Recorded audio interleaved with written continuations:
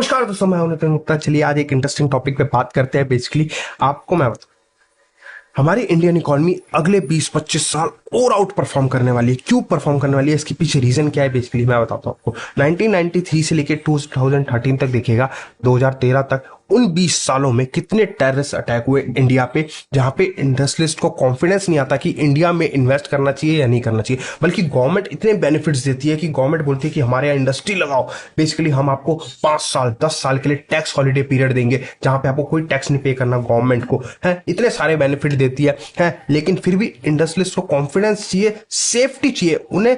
Tax तो वो बाद में, मतलब टैक्स फ्री तब होगा, एग्जाम्पशन मिलेगा जब वो कमाएंगे, ऑलरेडी प्रॉफिट कमाएंगे तो टैक्स तब बचेगा ना। बेसिकली वो चाहते हैं कि हमारा कैपिटल ही ना टूट जाए, हमारा पैसा ना फंस जाए इंडिया में कहीं, अगर हम इन्वेस्ट करें सेफ्टी ना हो जाएगा। इसलिए आज के टाइम पे देखिए कश्मीर इतना डेवलप क्यों नहीं हो पा रहा, बेसिकली इसीलिए नहीं हो पाया क्योंकि टेररिस्ट अटैक की वजह से लोग डरते हैं बेसिकली। और यही 2013 से जो एनडीए गवर्नमेंट है, इनका मकसद यही रहा है कि हमें टेररिज्म खत्म करना है बेसिकली। आप जब भी देखिएगा श्री नरेंद्र मोदी जी का जब भी स्पीच सुनिएगा आप, वो हमेशा यही बोलते हैं कि हमें टेररिज्म को खत्म करना है। ये इकोनॉमी में बहुत ज्यादा इंपैक्ट करता है बेसिकली है। और अभी आपने रिसेंटली देखा होगा जब पहलगाम अटैक हुआ था बेसिकली है, उसके बाद जो ऑपरेशन सिंदूर चलाया गया बेसिकली, उसमें आपने देखा किस तरीके से उसमें एक ट्रेलर दिखाया गया पाकिस्तान को कि इंडिया कितनी सुपर पावर बन चुका है एक तरीके से। उस टाइम पे यूएस तक कांप गया था हमारे इसमें इस तरीके से।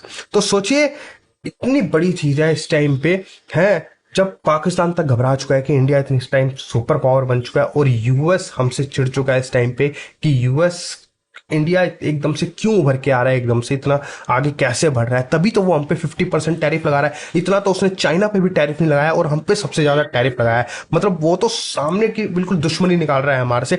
और छाबार जो पोर्ट है ईरान पे, वहां पे भी उसने हमारे पे सैंक्शन लगा दिए थे बेसिकली कि वहां से। तो सोचो इस टाइम पे कितना वो इम्पैक्ट डाल रहा है। H1B वीजा की फीस बढ़ा दी किस तरीके से है, फार्मा सेक्टर पे भी उसने टैरिफ लगा दिया। तो उसे आपको समझना पड़ेगा ये क्यों हो रहा है, क्योंकि उसे दिख रहा है कि इंडिया उभर के आ रहा है, इंडिया एक सुपर पावर बनने जा रहा है आने वाले टाइम में है। इंडिया की इकोनॉमी बहुत अच्छी ग्रो करने वाली है। तो आपको सोचना, जब वो सोच रहा है तो हम जो इन्वेस्टर है, हमें क्यों लगता है कि मार्केट आगे परफॉर्म नहीं करेगी। इंडियन इक्विटी मार्केट बहुत अच्छा परफॉर्म करेगी। मैंने आपको बताया ना, जब पिछले 20 सालों में इतने टेररिस्ट अटैक होने के बाद इंडियन इक्विटी मार्केट ने फिर भी परफॉर्म करा है, तो जब ये सब खत्म हो जाएगा, जहां पे सेफ्टी मिल जाएगी, जहां पे इंडस्ट्रीज आ जाएंगी, तब कितना इंडियन इक्विटी परफॉर्म करेगा। तो आपका पैसा है, आपको समझना है आपको निवेश करना है नहीं करना, आपको अपने पैसों को ग्रोथ पे लगाना है नहीं लगाना है, वो आपका डिसीजन है। नमस्कार।